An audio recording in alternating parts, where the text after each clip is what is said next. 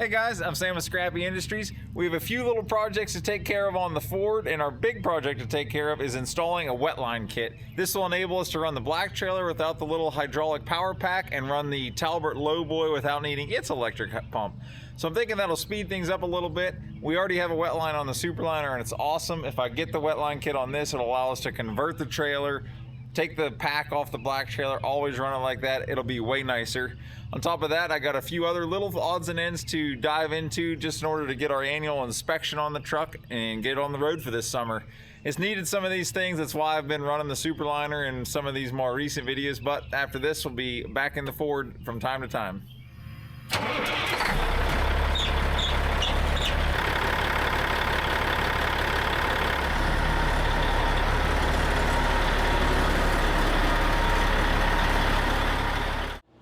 Our first step on the PTO mission is drain the oil out of our transmission. Drain plug's just a 1/2-inch drive. We'll get her dumped out into the pan, and then I believe this oil cooler is going to be in our way.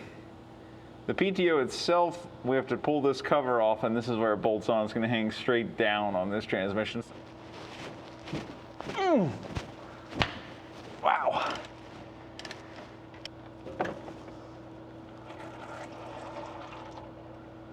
This oil does not have many miles on it.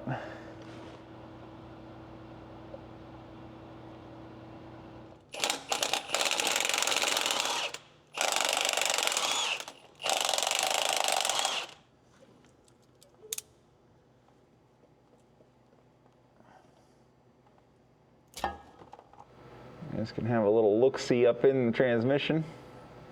This is an RTO, so it's an overdrive transmission in the top gear. Alrighty, we're just scraping all the gasket material off. I'm definitely a fan of these carbide scrapers. I don't know how I live without them. And working underneath can be nice when the dirt doesn't fall in the thing you're working on. On our new PTO here, I'm going to pull the air shifter out of it so we can reach in through there and check our backlash on this gear meshing to the transmission.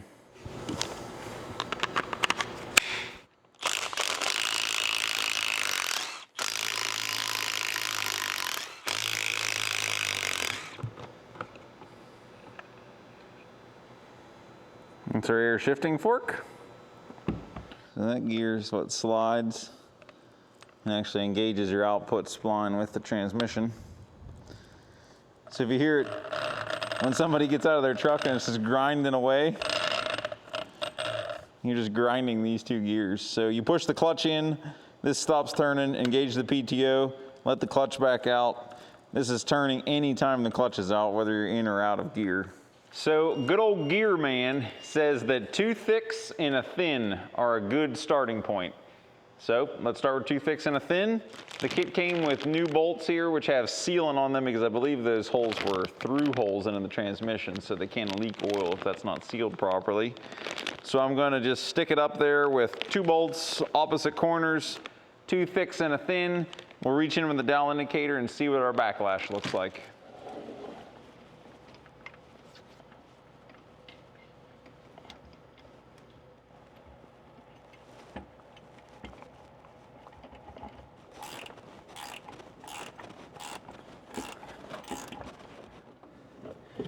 Looks like we have a lot of backlash to me. Too much!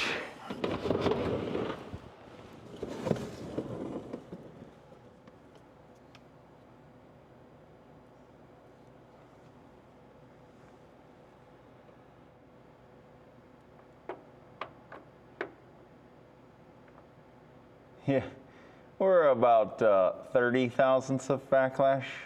The manual did give you some amount of taking a shim out does X to the backlash. I'll take a look at that.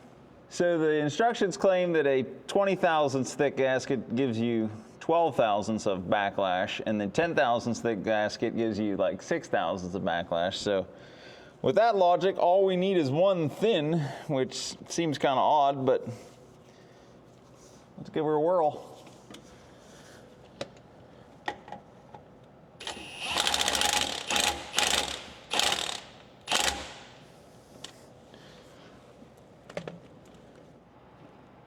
Yeah, we are on the bare minimum.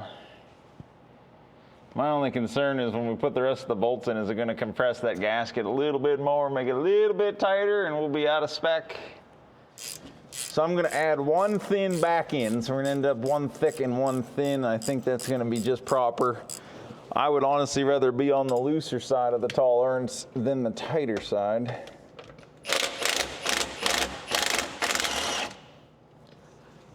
Looking good there. And a thin.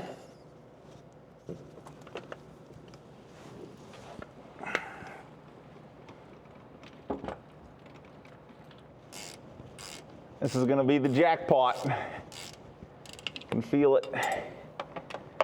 Kind of has to be. Yeah, I like that more.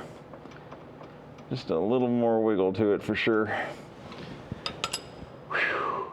All right, she's all torqued up. I think these two studs were intended to make your life easier on setting the shims. So I'd recommend put those in first, then you could spin these nuts right back off and not fight the Loctite sealant. But otherwise, I think they also may help you underneath this flange over here. But the bolts fit in and the studs didn't, so the studs went back here. So whatever, I don't think it really matters much at the end of the day.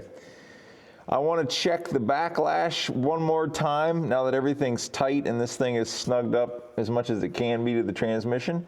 It seems to feel all right, but let's see what we have on the indicator. So we're right there from about -0.5 thou to -10.5 thou. So 10 thousandths is within their 6 to 12 thousandths spec. I'm happy with that.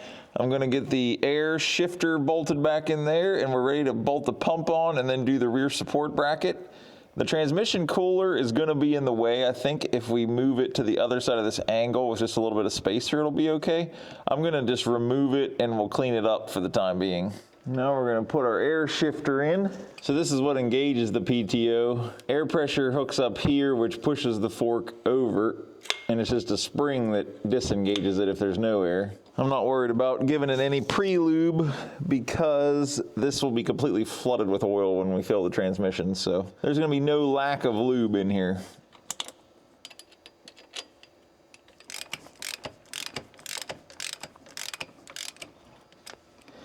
Alrighty, turning nice and free. I'm going to pull that oil cooler off. We'll throw it in the parts washer to clean it up and get the pump bolted on. Then there's a rear support bracket we need to put on and then weld it that holds from the back auxiliary box here down to the pump.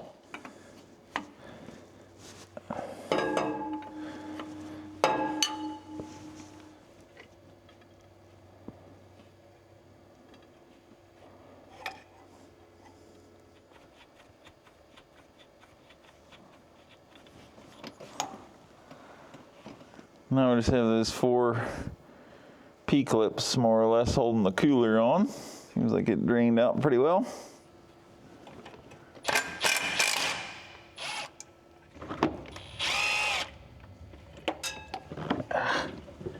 Into the oil.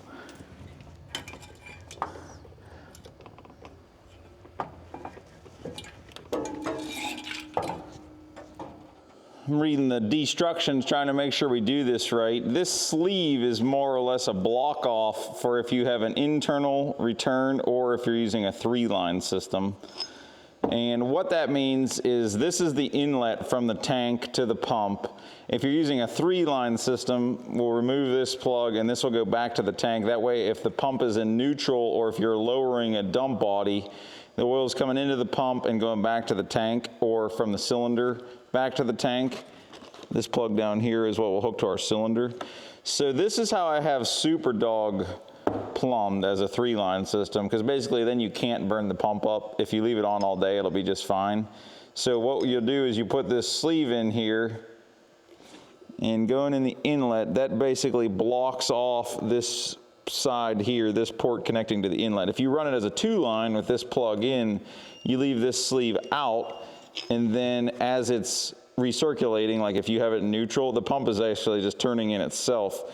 So it can make a lot of heat because the oil is coming out and back in the inlet and you're not circulating it through the tank, so you don't have any of that extra dissipation. So This goes in there. Our fitting will go in here for the inlet side of the tank. We'll pull this off for the return back to the tank, and we'll pull this plastic plug here as our pressure line out to the Wetline hookup where it'll go into the lowboy. The return from the lowboy or black trailer back to the tank is a separate line, so we actually have 4 hoses we're gonna need here. The pump or the PTO comes with this special lube. I want you to slobber it all over these splines where that engages into the PTO, and then we'll bolt her on there. I'm gonna get this plug broke free and loose while it's easy and convenient on the bench here. So I think 1/2 inch by 1.5 inches or 1/2 inch by 2 inch will do it. Yogi, what do you think? Huh? We'll just grab a couple each because we can hang it and come back and hash that out.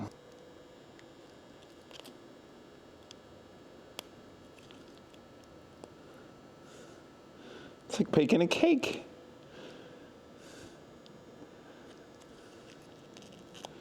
It seems like a whole lot of it. I don't think we need all that. It's gonna go nowhere but everywhere. I don't know if this is just like a high moly grease.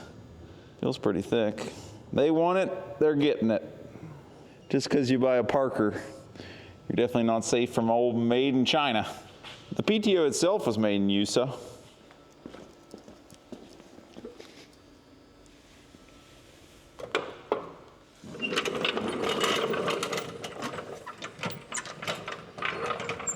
Please fit.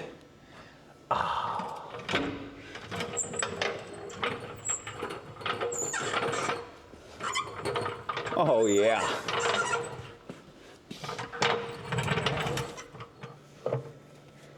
Stay. It's like a transmission installation, but less likely to kill you.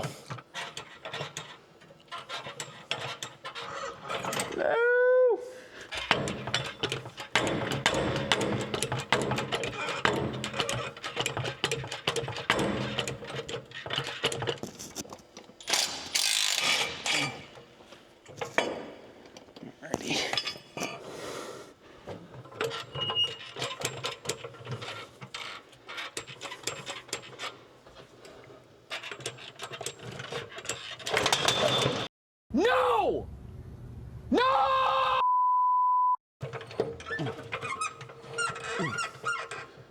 All right, raise her down a little bit, and maybe this way.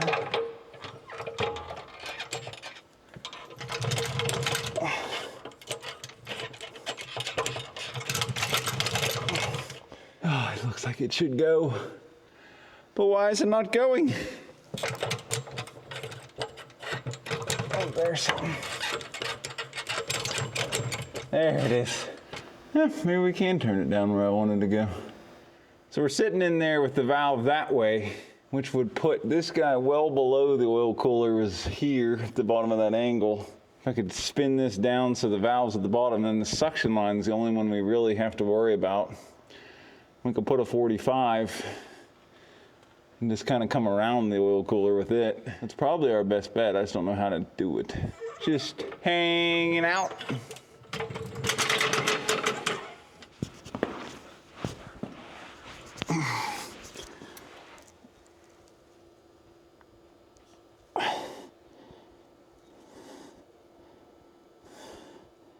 Okay. She can't fall out now. Should have put this thing up on some crib blocks for this job. Just a little bit too short for even the creeper. See, the cooler's way up there, so we just have to do a 45. These will be below the cooler going back to the tank and back to the wet line. On one side's the trailer. This is the trailer connection. This goes back to the tank. This is our supply from the tank. Air lines are here, so that all works. We're not hanging below anything else on the truck, so I think we're good. Let's get her tightened up, ready to move on. Bringing you guys down here to show you the next step of what we have. We have to put this rear bracket mounting deal. This is a buyer's product. I think Parker sells you something similar. Basically, they give you these little nut extension dealios that thread it onto the pump, This goes here. So this bolts up here. And that bolts onto those connector nuts. And then you have to weld that wherever it kind of lands. But the thing I don't understand is right now these are flush with that case, which to me means we need to take a 1/4 inch off of those. That way this would effectively sit flush and this can just lay right over top of that. Then we'll just weld down here. So what I'm gonna do is chuck these guys in the lathe and take a 1/4 inch off of them. That'll allow that to happen. The next problem is they're too wide that I couldn't get the bolts started in this bracket on these two. As you can see, it's not really lining up. So I guess we'll die grinder these open a little bit. I tried taking a C-clamp, bending the studs and pulling these in a little, and that wasn't going real well either. So we'll go that route.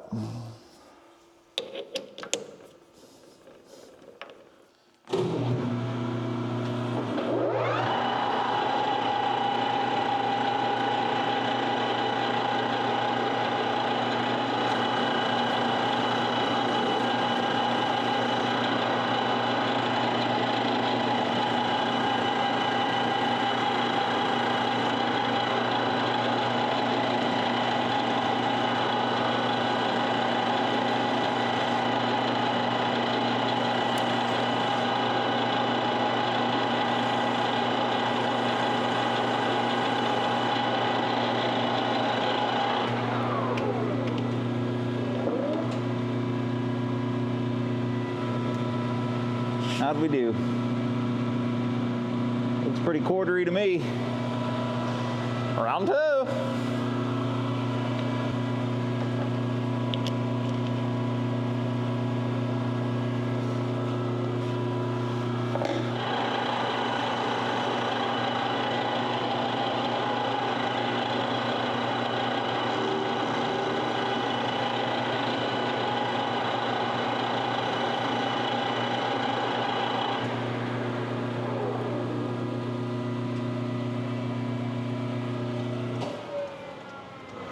Beautiful.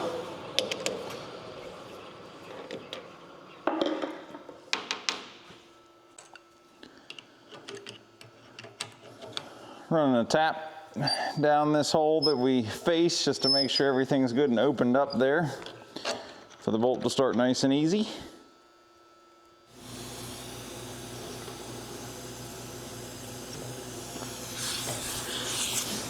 Two hands on this one.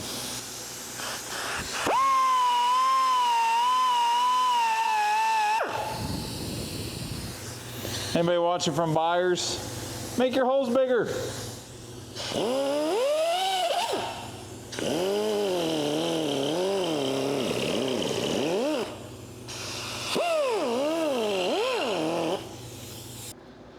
Alrighty, will you fit in there?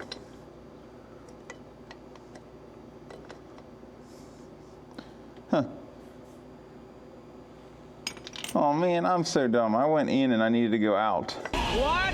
You're going the wrong way! Back to the die grinder. Round 2. Much more better. All right, let's put our old riser units on there.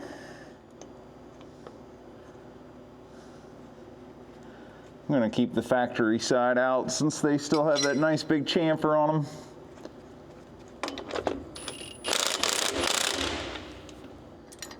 Bolt this guy on here.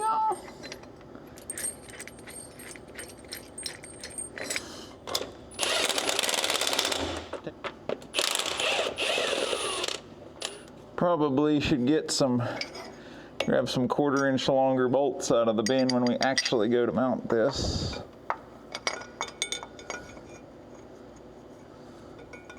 Hopefully these holes line up. Yeah, they do. That's cool. That'll work. We can weld that much of it, and whatever's hanging there, it really isn't hurting my feelings any. I'm gonna grab the MIG welder and wheel it over, and we can at least come down here and tack weld it, and then I'll pull it out, because we're gonna have to spray paint it anyway. Just try to make this thing stick.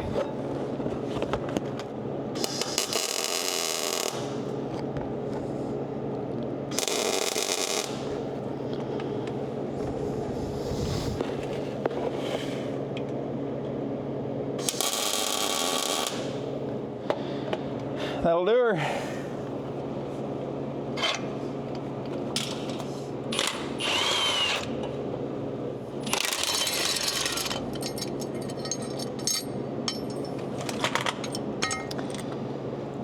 Now we'll go weld her up.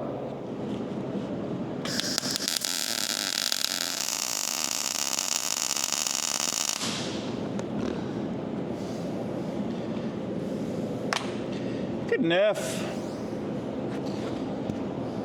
The mighty Lincoln Miller pillar coming in for the win. Just a little bit toasty right now. Laid a little Rust-Oleum on it. Otis approves of the color. What do you think, buddy? Tomorrow's your big birthday. We went swimming tonight for a little fun. Huh, 7. Can't believe you're that old. He was just a puppy. Help him put the superliner together when you came home, huh? So our bracket's all dry, ready to roll. I did grab 1/4 inch longer bolts than it was using to make up for the thickness of this bracket, so she should be good to go. I guess they're making you put this bracket on just for while you're, bouncing along going down the road. This is just an aluminum housing on the PTO itself. I don't want that to just rip these bolts out of the transmission, rip it off, whatever. So obviously with as much leverage as this pump has, this bracket is definitely going to help at the back here. I've never put a Wetline on before the superliner. I bought that transmission. It already had the pump on it. It came out of a dump truck that rolled over. So that was kind of handy. I didn't realize how much work that saved at the time. Not that it's the end of the world, but it's a fair bit here. We still have to mount the tank and get all the right hoses.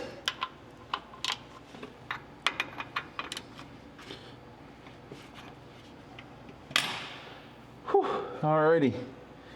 Well, that completes the pump itself. Now we need to figure out the transmission cooler. This is this side bracket. That side bracket I did have coming down there, obviously not going to work anymore. So we're going to have to move that thing around a little bit. See if we can figure out a new home. So this fella was like this, but the cooler is right here, and obviously we need our inlet right here. I left the valve down thinking this would help the cause, but not a lot you can do about that inlet port. So where are we gonna go? I guess I have the 45 and stuff for this. Maybe we ought to put that on, and then if nothing else, I wonder if we come off like our splitter valve in here and just kind of move the whole works back a bit. We'll try it. So this is an 1.25 inch inlet to the pump, and then I plan on running 1.5 inch suction hose. I think that'll work. Shoot that. And now this cooler issue. What are we gonna do with her? I did run this guy through the parts washer. Got it back to 100% efficiency. I think 12V is really the only battery to run a light with. Well, that's our transmission cooler installation. It's a little crookedy, but it's really all I could come up with. I think it'll work. We need to run the lines for that cooler next. Then we can put the plug back in, fill the transmission up with oil, and she's back to being mobile. Hey Siri, pause music. Siri, pause music. Siri! Hey Siri! Siri! Can you hear me now? Siri doesn't listen. Sweet, really gotta make one hose.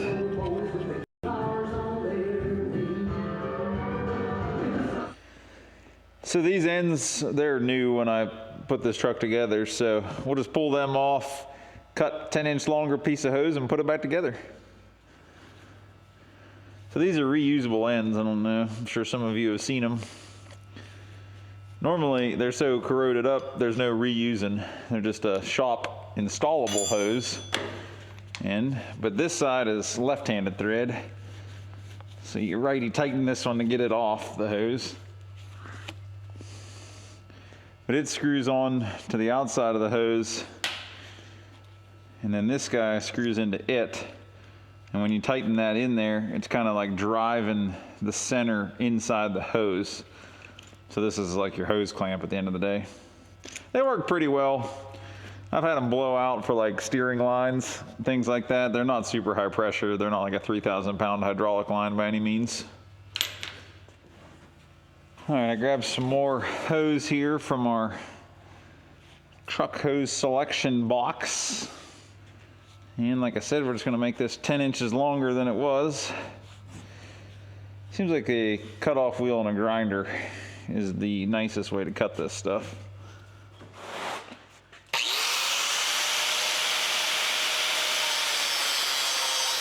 So the abrasive chop saw works well if you're doing a lot of these, just for one-offs. It's not worth getting it out. But I will clean the end of this, blow it out with air, and then we're ready to reassemble the ends on it.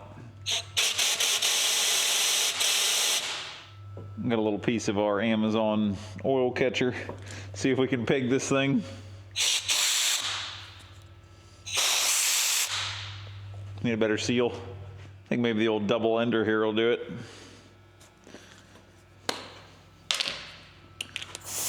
Yep, sure did. You don't want to go too far or you can't get these things started, it seems. Somewhere in there is probably enough. And then I like to pre-lube, because I actually had on the Superliner the one time, I ended up on the side of the road because I chunked out the center of a fuel line and we had no more fuel. We had a 5 horsepower E9.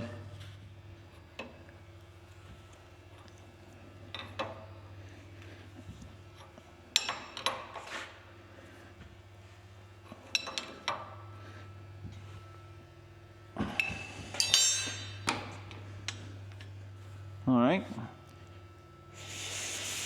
still plenty clear. Need the same thing on this side.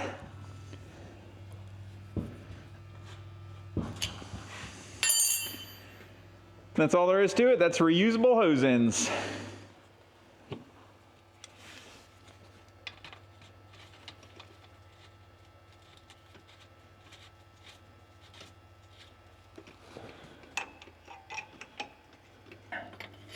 All right,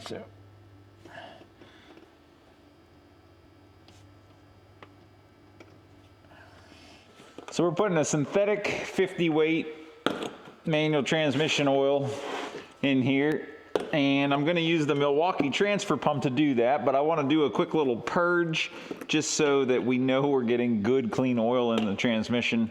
The last thing this pump moved was fuel oil. And I just burped out as absolutely much as I could out of the pump here.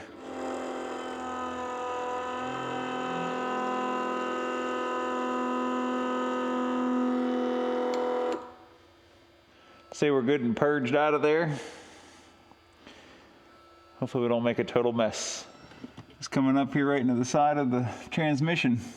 Then I also have the drain pan for when it overflows and goes everywhere, because I'm not gonna have a clue what it's doing. So yeah. What could go wrong?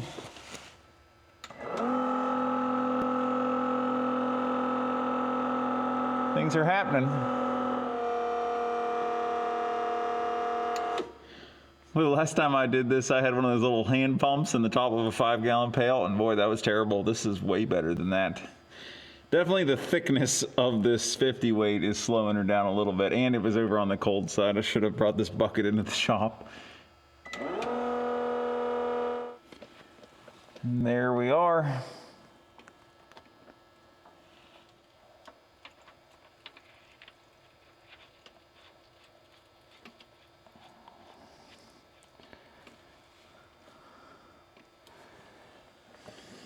Ready for action. Let's see how we did with our 2-inch guesstimate on these angles. Get that guy slid in there. Hi, Yogi. Looks like we're gonna be somewhere in there. That's pretty close. We'll call that a win.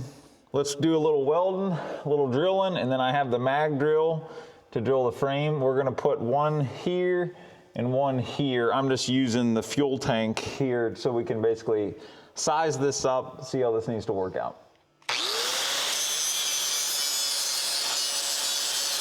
So I just beveled that, and I'm gonna bevel this angle so that we can get a little better weld down in there and get her good and secure.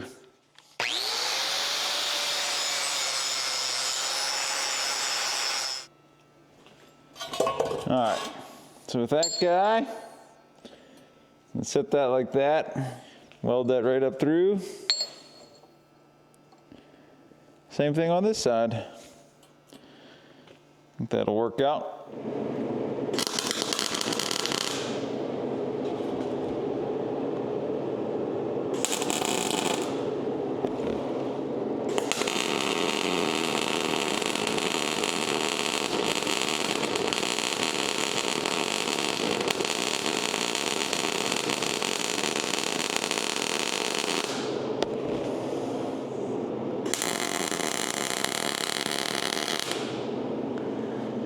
So my current plan of attack is let's get this parallel to the frame while we're on the existing fuel tank. We're gonna have to space this as you see right now, but step one is get this thing located, and we're gonna end up here and then behind this bunk mount here. So if we can get this essentially parallel, this thing level, measure the drop from the top of the frame rail to the top of the angle, then we'll know if we just mark this hole back here where we're actually going. We'll drill the frame, bolt it on there, and then we'll just punch through the bracket and drill through them with the frame. I think that'll work out pretty well. All right, so we got that line marked on the frame.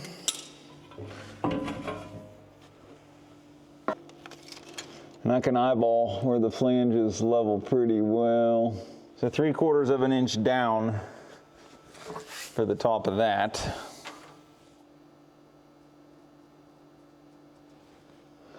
And this is going to be close enough for the government work that it is.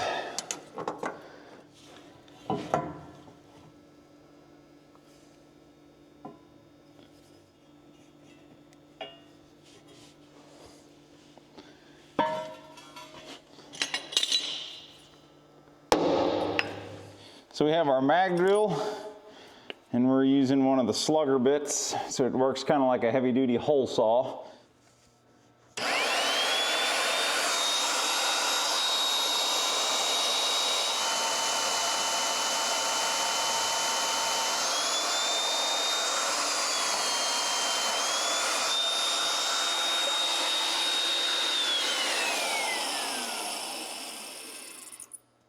Ta-da!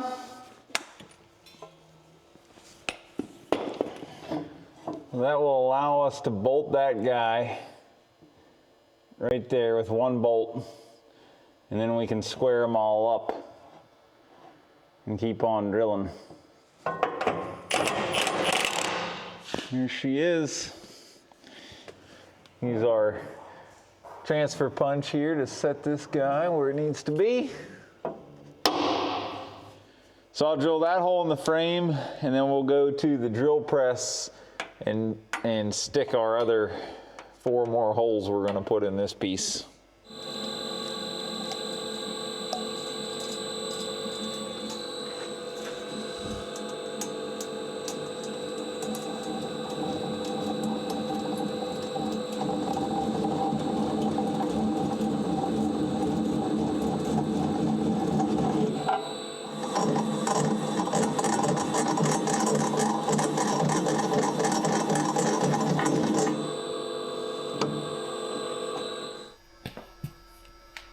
We got our set on here, sort of a dry test run approach. The steps aren't 100% level, which is messing with this. If I lie down the middle, it's pretty good. Sort of give a look down that other fuel tank there. Seems to be okay. Easy enough to cut out some HDPE blocks and put in behind those brackets. So the next thing we need for the wet line is a couple spacers to get that tank pulled out about 1 inch away from the frame rail. That'll even it up with the fuel tank, pretty close anyhow. So what I'm gonna do is drop a couple blocks route them out here on our CNC table at work out of 1-inch thick HDPE. I think that'll be just fine for what we're doing. That'll pull that tank out and hopefully line it up. The program's loaded up here. We gotta turn on the vacuum. So this machine uses a vacuum down in the basement, and that actually pulls through the MDF on this table, which sucks the material down to it to secure it. So now you can see I can't slide this around because the vacuum is holding it there. Now we press cycle start. This machine uses all absolute encoders, so there's no homing or anything like that required.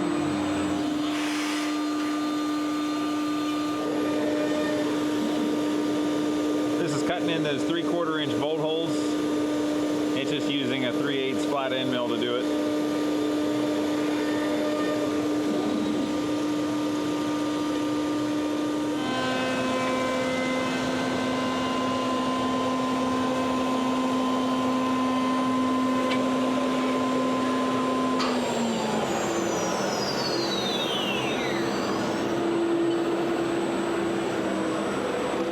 So now that the vacuum shut off, you can just pick these parts right up. We end up leaving a skim coating, which will hand cut out on smaller parts like this. If you would cut that clear out, then most likely you would lose it on the vacuum table, so that's the way we go. And then we want to just cut this off because just like this, a small random job, this is a good drop to have around the shop. So to finish cutting that out, we just used a little hand router with a flush trim bit, which can follow that contour.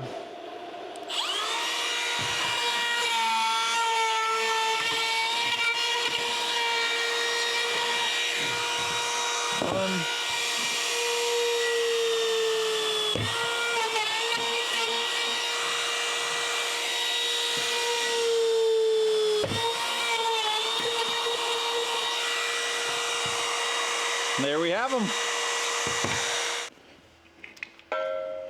So we have our nice routed out HDPE blocks here. Got the appropriate hardware with some flange lock nuts.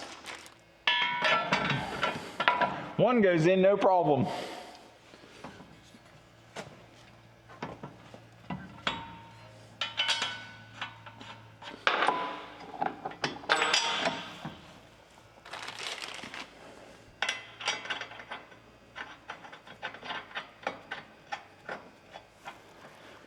Nice thing is we'll never have any rust issues with this HDPE spacer package. Ford actually used aluminum spacers over here on the fuel tank.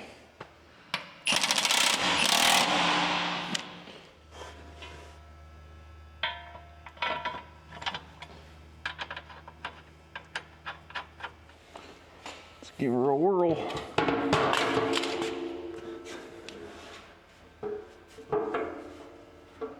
Looks pretty well lined up with the fuel tank though. Close enough. We're gonna have to do a little polishing before we put this on there. Well, it's easy. Oh, come on.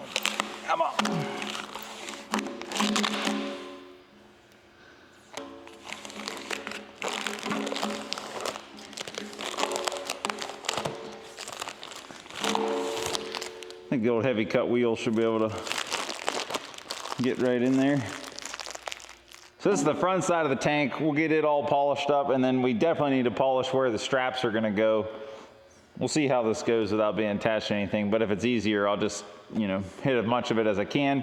Then when we put it on the truck, we won't have to fight those hard to reach areas. Same thing with the back of the fuel tank. I'll make sure I clean and polish that out before we bolt this on there, and then the whole truck needs a solid polishing.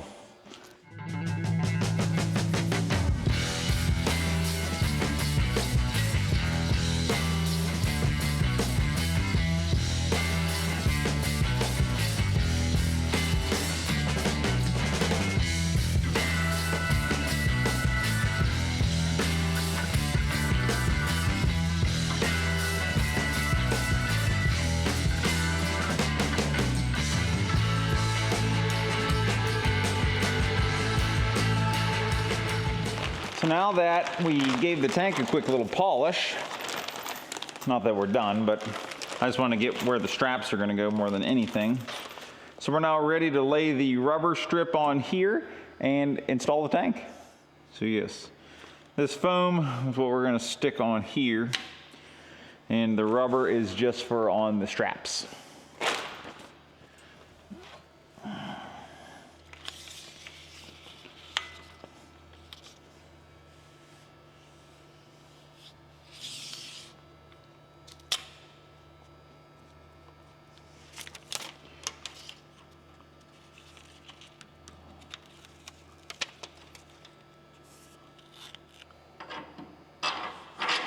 Probably easier to start the bottom, set the tank in, and then peel these up into it. If I had to guess.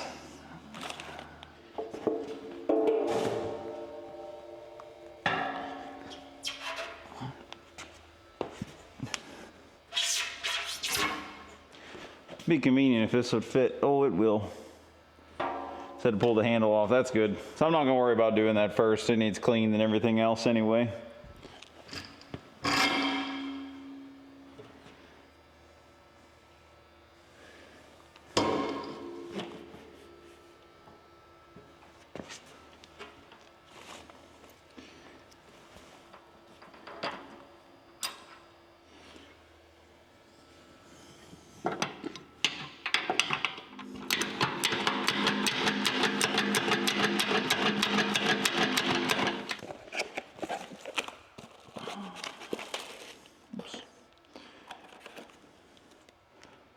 Assume you put that, and then that. This is gonna get rusty, I feel like already.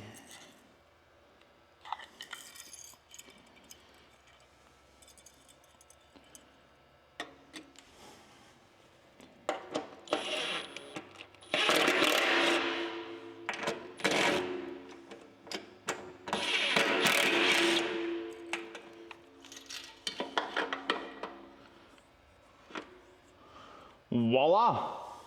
How long till somebody puts diesel in it? Hopefully it's hard to actually get the pump in here and you'd be thinking like, man, this shouldn't be. Probably ought to put a decal on it though. Or a decal for our northern friends.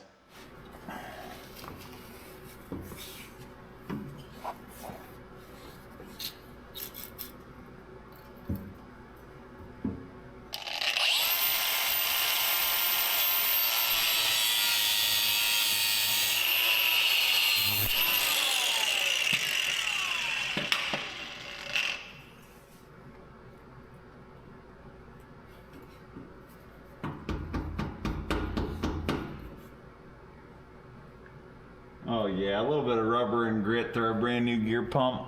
It's not gonna hurt a thing.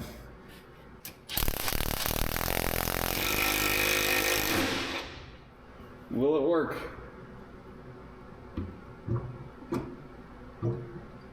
Please hold. So next up, we have our bracket, which I painted there before lunch.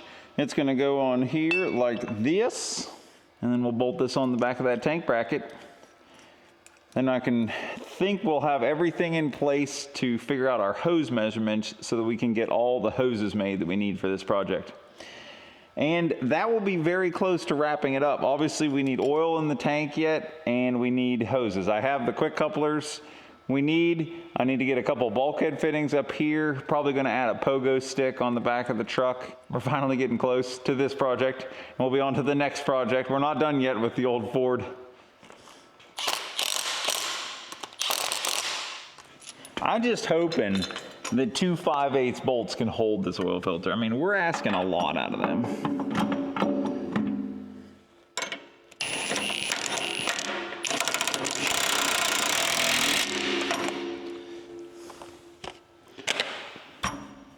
Don't think she's going anywhere. Nice and easy to change the filter. Just mag drilled in our holes for the 2 fittings. Just fits. This is our pressure one. This is our return line. These are JIC bulkhead fittings, so we'll put them through, and then this nut comes in from the inside and holds that, and that's just this is a -16 JIC. Then we hook up for our return and the pressure that comes directly from the pump to this guy. We have those 2 hoses, and then we need to make the suction line from the other side of the tank up to the pump. Mount the hoses, and that's everything in the truck. Nope, I forgot. Still got the little air control dealio, has to get mounted in there as well. Well, the little to-do list is more or less never ending on this truck. The other night I got the windshield wiper motor figured out. Previous owner had that thing wired wrong. I'd kind of limped it along, only running it in high this far, but I got it wired properly now. It has the auto park, it has high and low. Another little project we have is the air buzzer had quit working on me. The low air buzzer, definitely a problem for inspections. Switching that out, I had a hard time finding it because the old one wasn't working. I didn't know where it was. Turns out it is in the very center of the dash to the left of the ashtray. Got that fixed up the other night. We have this one marker light on the bunk that was bad. I got a new one of those, hopefully over there in my pile of parts. Just a couple. Also, the center cab light had quit working. I ordered all the hoses for the Wetline, but they haven't come in yet. That's unfortunate, but we don't need that to pass inspection. Our lights and wiring, they're needing a little bit of love. This front relay valve broke the mounts. This guy here is broken that carries the air over to the power divider. I started digging into the wiring at the rear. We're gonna have to figure out where we're losing the left side.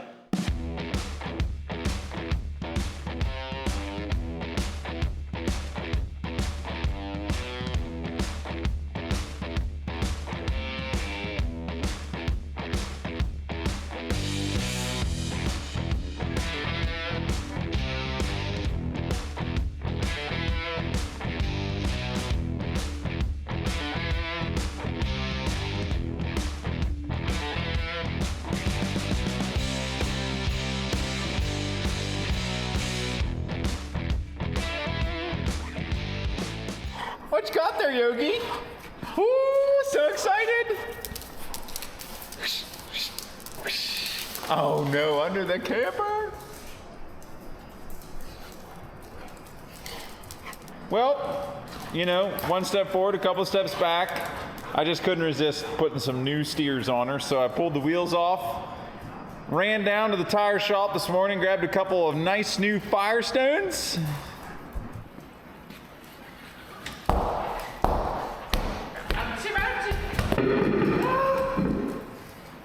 Another day of rain here in Scotland, as someone mentioned. I think you might be right.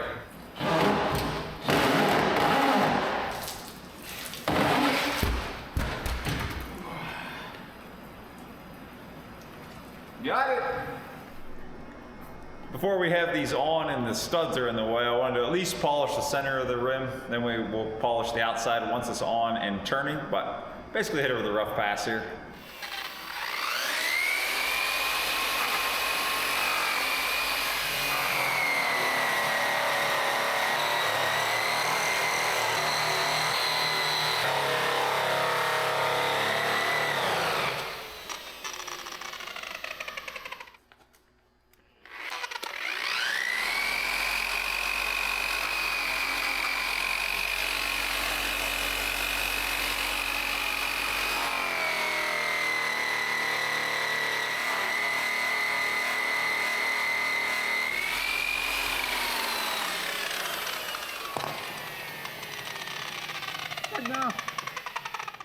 Yogi, do you approve? Woo-wee! On to the next mission. Trying to fix up the debacle we had going on back here for the rear light bar. Last night I redid all of this wiring. I pulled a new cord from up there in front of the fifth wheel. And then I just stopped and picked up a cord grip, thinking we can drill through here with a step bit, put the cord grip in, that way we can appropriately screw this all back on there. Before they were just sort of running the wires up in this gap, and I never screwed with that since I got this truck, and I probably should have. And we'll take the forklift, see if we can pull back, straighten this thing out a little bit. It is what it is. I don't know, we'll probably upgrade that in the future. It's a 3/4 cord grip. Seems like it's gonna fit that all right.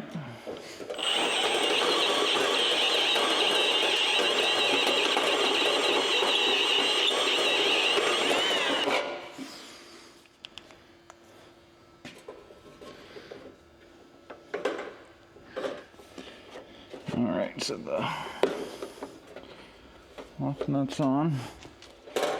Main reason I wanted the cord grip on there was so that it wouldn't get cut on this tin here, and it will hold it well on this side of the truck here where I wanted to. So then when we get this all screwed back on there, be like that. I think I'm just gonna leave a little extra whip in here. That way if there's a problem down the road, you have extra wire available.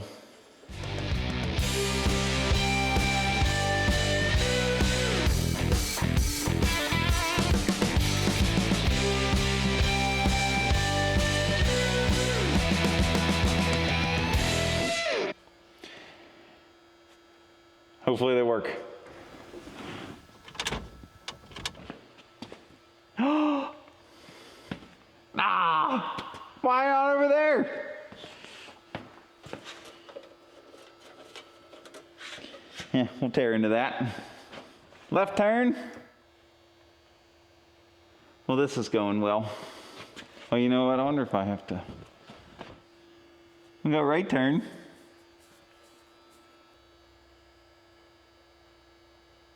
So with the 4 ways on, we get 1? That's weird.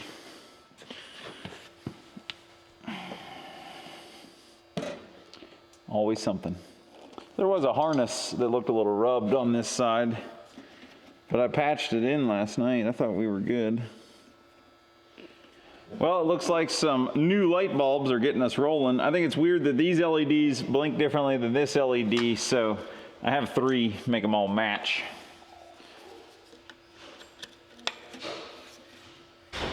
There we go. Seems like our tail light issue is just a bad wire here. Let's pull a new one through. I'm not a fan of these style clip-on connectors. They always seem to start a lot of corrosion. I'm not sure if it's the problem yet or not, but we're gonna hook that there. And then somewhere in there, that new butt connector at the bottom you see, that's what's powering these middle guys and the left side. So if we have a new wire hooked there, and then we'll splice this in here, it should be fresh. Let's try them. Hey, sweet. The full light package. So the dumb little chicken lights on the side here have never worked. I started digging into that. Well, they weren't hooked up. But here's the problem. If you take one of them and you hook it to the battery, no matter which way you put it, absolutely nothing happens. So I think someone started to wire these and then realized, I don't know what the deal is. I thought maybe they're 24 volt and this truck's 12 volt, but even on the jump pack set at 24 volt, nothing happens. So in the name of getting it inspected, if a light is there, it has to work. But if a light's not there, know what I mean? Know what I mean? Nudge, nudge, nudge, nudge. Know what I mean? Say no more. Know what I mean? doesn't have to work at all. So I took the Ford down yesterday morning to get inspected, and big fingers crossed, will it pass? I know there's a few little things here and there, but I think it's all in who's looking at it, and we failed.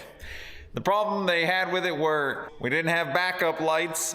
I honestly didn't know that was a requirement. I think the wire's back there, but we may need to add the switch in the top of the transmission. Not sure if it's there or not. So order that switch. And then they said one of the tie rod ends is bad, so probably good to have a second set of eyes on it. They're gonna go ahead and change both of the tie rod ends. And I think we'll have it back tomorrow or the next day. So now that the wet line's all done, the next thing I want to do is spruce her up a little bit. So I've ordered a new front bumper, and I'm taking her now to get a professional polish job. They're going to sand down the tanks and wheels.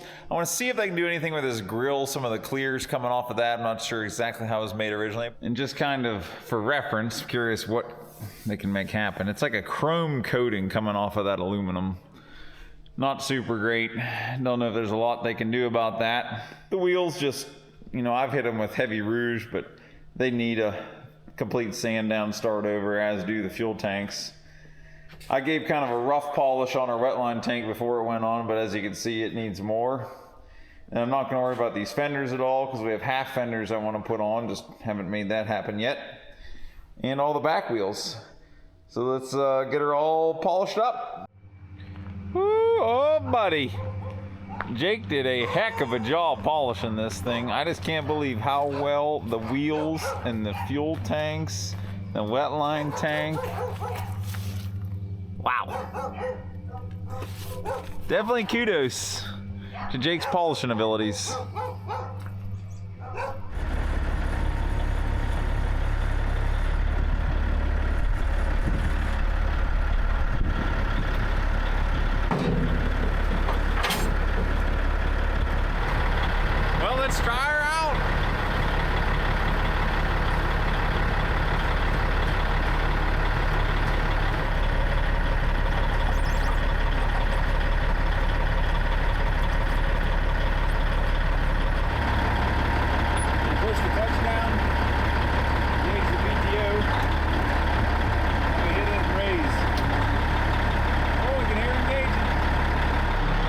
Let's see what she's got.